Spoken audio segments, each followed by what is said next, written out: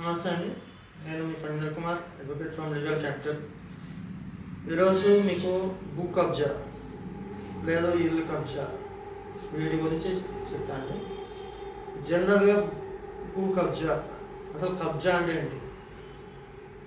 Legal word వచ్చేసి trespass. మనం చాలా చూస్తూనే ఉంటాం, చాలా ఏరియాల్లో ఇప్పటికీ జరుగుతున్నది ల్యాండ్ మాఫియా. జనరల్గా ఈ భూ కబ్జా జరిగే ఎక్కడంటే ల్యాండ్ మాఫియాస్ అన్న దాంట్లోనే జరుగుతాయి. సో అందులో ఏంటి అంటే ఈ కంపెనీస్ ఉంటాయండి, రియల్ ఎస్టేట్ కంపెనీస్. మీరు ఏవైతే అనుకుంటారు పెద్ద బిల్డింగ్స్ కడుతున్నారు, వెంచర్స్ చేస్తున్నారు అని వాళ్ళు ఉంటారు. వాళ్ళకి ఎట్లా ఉంటుంది అంటే జనరల్గా వాళ్ళు ఒక 10 acres ఆఫ్ ల్యాండ్ తీసుకోవాలి అనుకుంటారు. But they can acquire only 8 acres of land. కానీ వాళ్ళకి కావాల్సిన 10 acres. మీరు మిగతా 2 acres ఉన్నారు, మీకు రానివ్వరు. వాళ్ళు ఏం చేస్తారు? వాళ్ళు క్రిమినల్ వేలో ఆలోచిస్తారు. క్రిమినల్ వేలో ఆలోచించి మీకు వచ్చే పబ్లిక్ యూటిలిటీ రోడ్స్, జనరల్గా ఏంటంటే రోడ్స్ అనేది పబ్లిక్ యూటిలిటీ సర్వీస్ కింద వస్తుంది. జనరల్గా మీరు యూజ్ చేసుకోవడానికి మీ పాత్వే ఇవన్నీ క్లోజ్ చేయడము, లేకపోతే మీకు మీ డాక్యుమెంట్స్ మిస్ప్లేస్ చేయడము, ఇట్లాంటివన్నీ జరుగుతూ ఉంటాయి. అవన్నీ మీకు తెలియకుండా జరుగుతాయి. సో ఏంటంటే ఒక పార్ట్ ఏంటంటే మీకు తక్కువలో వచ్చేయడానికి లేదు. ఇంకొక రకం ఎట్లా ఉంటుంది అంటే మీరు ఎక్కడో అబ్రాడ్లో ఉంటారు, మీ ల్యాండ్ ఇక్కడ హైదరాబాద్లో ఉంటుంది. మీరు ఒక 20 years 30 years రారు, మీరు ల్యాండ్ అక్కడ ఉండిపోతారు. వాళ్ళు ఏం చేస్తారు? ఇట్లాంటి ల్యాండ్స్ని కబ్జా చేసేస్తారు. మీ దగ్గర దానికి సంబంధించిన బిల్స్ ఉండవు, లేకపోతే ప్రాపర్టీ ట్యాక్స్ అనేది ఉండదు. వేకెంట్ ల్యాండ్కి ప్రాపర్టీ ట్యాక్స్ ఉండదు, కానీ వేకెంట్ ల్యాండ్ ట్యాక్స్ అనేది ఉంటుంది. ఒకప్పుడు ఉండేది. అది కట్టిన వాటికి మీకు బిల్స్ ఉంచారా లేదా మీకు కూడా తెలియదు. ఆ పహానీస్ కానీ ల్యాండ్ రికార్డ్స్ అవి తెప్పించుకోవడం మీకు కష్టం అవుతుంది. కానీ వాళ్ళు ఏం చేస్తారు? రాంగ్ ఎంట్రీస్ చేయించుకొని అన్నీ చేయించుకొని పోయి ఈ ల్యాండ్ మాది అని క్లెయిమ్ చేసుకొని ఒక బోర్డు పెట్టేస్తారు. ఇది ఒక రకమైన మాఫియా, హౌస్ మాఫియా. ఇట్లా ఇంకోటి ఏంటంటే ఖాళీగా ఉన్న ఇల్లు ఉంటాయి చాలా మటుకు. మీరు చూస్తే పాన్ ఇండియా లెవెల్లో ఉంటాయి ఖాళీగా ఉన్న ఇల్లు. ఎవరు ఉండరు, ఒక 10 ఏళ్ళు 5 ఏళ్ళు ఎవ్వరు ఉండకుండా ఉంటారు. అట్లాంటి ఇళ్ళని వీళ్ళు స్వాధీనపరుచుకుంటారు. వాళ్ళు అమ్మేస్తారు, ఒక రికార్డ్ క్రియేట్ చేస్తారు.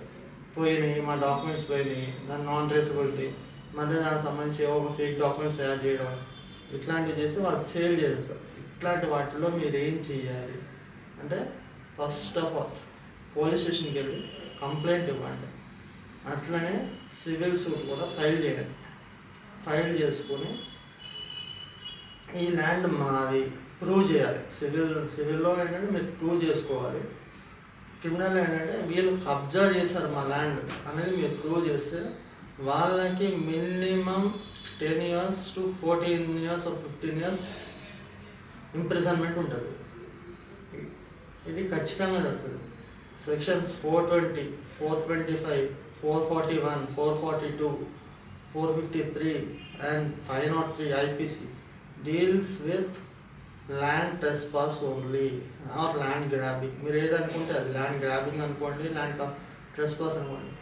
ల్యాండ్ గ్రాబింగ్ ఏంటి అంటే మీ చేతిలోంచి లాగేసుకోవడం, మీ దగ్గర నుంచి లాగేసుకోవడం, ఇల్లీగల్గా మీకు సంబంధించిన ఒకవేళ ఎలక్ట్రిసిటీ ఉంది, లేదా వాటర్ కనెక్షన్స్ ఉన్నాయి, లేకపోతే పాత్వే ఉంది, ఇట్లాంటివన్నీ బ్లాక్ చేసి మీ దగ్గర నుంచి ఖచ్చితంగా వాళ్ళు కొనుక్కోవాలి. ఇప్పుడు ఏం చేస్తారు? జనరల్ మీ పర్టికులర్ హౌస్ని వాళ్ళు ఎక్వైర్ చేయాలి అనుకుంటే వాళ్ళ పక్కన వాళ్ళ హౌసెస్ వాళ్ళ లేవర్ పక్కనే ఉంది మీది. వాళ్ళు ఏం చేస్తారు? మీ పాత్వే డిస్కనెక్ట్ చేస్తారు, వాటర్ డిస్కనెక్ట్ చేస్తారు, ఎలక్ట్రిసిటీ ప్రాబ్లమ్స్ ఫేస్ చేపిస్తారు, నెట్ కనెక్షన్స్ ప్రాబ్లమ్స్ ఫేస్ చేపిస్తారు. ఇట్లాంటి ప్రాబ్లమ్స్ నేను ఎందుకురా భగవంతురా బతకడానికి అని చెప్పి మీరు ఆటోమేటిక్గా వాటికే సేల్ చేసి వెళ్ళిపోతారు. దీన్ని ల్యాండ్ గ్రాబింగ్ అంటారు, ఆర్ హౌస్ గ్రాబింగ్. అట్లనే ల్యాండ్స్ కూడా మీరు చూస్తే most of the agriculture lands ఇట్లాంటి సిచ్యువేషన్స్ మీరు చూస్తూ ఉంటారు. ఏంటంటే మంచిగా మీది పొలం ఉంది, మంచి పంట పండుతుంది, పక్కనే ఇంకోటి పొలం ఉంటుంది, వాడికి మీ పొలం మీద పన్ను పడ్డది. అప్పుడు ఏం చేయాలి? మీకు వచ్చే నీళ్ళు ఆ దాన్ని కట్ చేయాలి. కట్ చేస్తే మీరు ఏం చేస్తారు? నీళ్ళు లేక ఏమవుతుంది? పంట పాడైపోతుంది. అప్పుడు ఏం చేయాలి అంటే మీరు ఇంకా పండించలేరు. 1 సంవత్సరం చూస్తారు, 2 సంవత్సరాలు చూస్తారు, 3 సంవత్సరాలు చూస్తారు. ఇంకా నేను చేయలేను అనుకుని నేను అమ్మేస్తాను. మీరు తీసేసుకో. మీరు అనుకున్న రేటు ₹1,00,000 అనుకుంటే వాళ్ళు 30,000కో 40,000కో అమ్మేస్తారు. ఎవరైనా ₹1,00,000 చీప్గా ₹1,00,000 అనుకున్నా 30,000కో 40,000కో అమ్మేసుకుని వెళ్ళిపోతారు. ఇది ల్యాండ్ గ్రాబింగ్. ఇట్లాంటి సిచ్యువేషన్స్ కానీ ఎరేజ్ అయితే, ల్యాండ్ గ్రాబింగ్ అనేది నేను చెప్పిన సిచ్యువేషన్ లాంటివి ఎరేజ్ అయితే మీరేం చేయాలి? ఫస్ట్ పోలీస్ స్టేషన్ కంప్లైంట్ ఇవ్వండి. బాబు నా ప్రాబ్లం ఇది, నాకు ఇక్కడ ల్యాండ్ ఉంది, పక్కన వీళ్ళ ల్యాండ్ ఉంది, నాకు వచ్చే నీళ్లు వీళ్ళు బ్లాక్ చేశారు, ఇట్లాంటి ప్రాబ్లమ్స్ అన్నీ నాకు రోజు నాకు పెరుగుతున్నాయి వీళ్ళ వల్ల అనేది మీరు పెట్టండి. ప్రూఫ్స్తో సహా ప్రూఫ్స్ అన్నీ రికార్డ్ చేయండి. రికార్డ్ చేసుకొని పెట్టండి. వాళ్ళ ముందు పెడితే ఖచ్చితంగా వాళ్ళు ఎఫ్ఐఆర్ అనేది రిజిస్టర్ చేస్తారు, వాళ్ళని అదుపులోకి తీసుకుంటారు, వాళ్ళ మీద క్రిమినల్ కేసు అవుతుంది. ఫ్యూచర్ మరొకసారి అట్లాంటి చేయాలన్నా వాళ్ళు ధైర్యం చేయరు. అంతేగాని వాళ్ళకి సైలెంట్గా అమ్మేసుకుంటే ఈరోజు మీరు ₹1,00,000 ఎకరం అనుకుంటే వాడు రేపు పొద్దున ₹1,00,00,000 అనుకుంటాడు. ఆ రోజు మీరు అనుకుంటారు, ఆ రోజు అనవసరంగా నేను 30,000కో 40,000కో అమ్మేసుకున్నా, ఈరోజు ₹1,00,00,000 పైన భూమి వాడు లాభపడ్డాడు కానీ నేను నష్టపోయినా. ఇట్లాంటివి చాలా రెగ్యులర్గా చాలా చూస్తూనే ఉండడం, చాలా ఇన్సిడెంట్స్ కూడా జరుగుతూనే ఉన్నాయి మనకి. రెగ్యులర్గా మనం న్యూస్లో చూస్తున్నాము, లేకపోతే కోర్టులో కేసులు ఉంటాయి, చాలా మటుకు కేసులు ఉంటాయి. ఒక్కటి మాత్రం చెప్తున్నాడు, వాడు ఎంత తోపైనా కానివ్వండి, ఒక పొలిటికల్ లీడర్ కానివ్వండి, ఎవరైనా కానివ్వండి, వాడు పోలీసే, వాడు హయ్యెస్ట్ క్యాడర్లో ఉండేది, ఐజీ క్యాడర్లో ఉండని ఎవరైనా సరే, లా అనేది ఎవరికైనా ఒక్కటే, ఎవరినైనా ఒక రకంగానే శిక్షిస్తారు. మీరు ఖచ్చితంగా న్యాయం పొందుతారు. అంతేగాని నాకు ఇవన్నీ ప్రాబ్లమ్స్ ఫేస్ చేస్తున్నా, రోజుకి నేను ఫైట్ చేయలేను అంటే అట్లాంటిది కాదండి. మీరు ఒకవేళ ఒకేసారి లాయర్ అడిగిన ఒకేసారి వాయిదాల కింద కట్టుకున్నట్టు చూడండి. అంతేగాని మీరు అనవసరంగా మీ భూమిని వదులుకోకండి. ల్యాండ్ అనేది ఎప్పుడు కూడా బంగారమే. బంగారం ఎట్లయితే రేటు పెరుగుతుందో ల్యాండ్ కూడా అట్లనే రేటు పెరుగుతుంది. ఇట్లాంటి ఇన్సిడెన్సెస్ చాలా జరుగుతున్నాయి. మన హైదరాబాద్ చుట్టుపక్కలనే కొన్ని వేల ఎకరాల ల్యాండ్ ఇట్లా జరిగింది. ఓన్లీ హైదరాబాద్ అని చెప్పట్లేదు, త్రూఅవుట్ ఏపీ, తెలంగాణ మీరు ఎక్కడ చూసినా భూ కబ్జాలు చాలా ఉన్నాయి.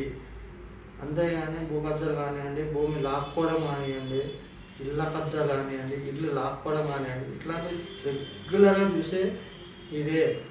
అంతేగాని మీరు ఎప్పుడు కూడా అధైర్యపడకండి. అధైర్యపడకుండా మీరు మంచి లాయర్ని కలవండి, మీకు న్యాయం జరుగుతుంది. అంతేగాని మీరు ఇట్లా ప్రాబ్లం నేను రోజుకి ఏం ఫేస్ చేస్తాను, నేను బక్కోని, నేను చేయలేను, నేను చర్చిన్నోని, నేను చేయలేను, వాళ్ళంటే పటేల్స్ వాళ్ళు చేస్తారు, వాళ్ళకి పైసలు ఉంటే వాళ్ళు ఏమైనా చేస్తారు, తిమ్మిని బొమ్మని చేస్తారంటే అట్లాంటిది కాదండి.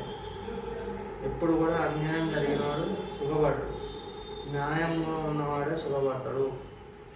ఉంటాడు.